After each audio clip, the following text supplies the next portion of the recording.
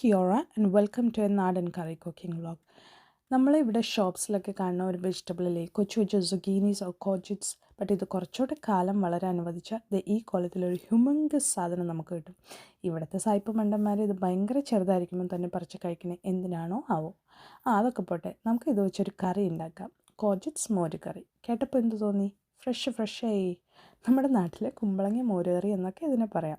സംഭവം നല്ലോണം കഴുകി മണ്ണൊക്കെ കളഞ്ഞ് സ്കിന്നുള്ളിലെ സീഡ്സൊക്കെ റിമൂവ് ആക്കി പീസാക്കി വെള്ളം, ഉപ്പ്, മഞ്ഞൾപ്പൊടി, ഗ്രീൻ ചില്ലി ഒക്കെ ഇട്ട് വേവിക്കാൻ വെച്ചോളൂ.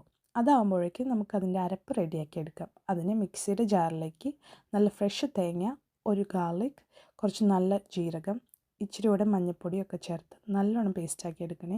ഇനി കോജിറ്റ്സ് പാകമായെങ്കിൽ അതിലേക്ക് ഈ മിക്സ്ചർ ചേർക്കുക. ആവശ്യത്തിന് വെള്ളം ചേർക്കാൻ മറക്കരുത്.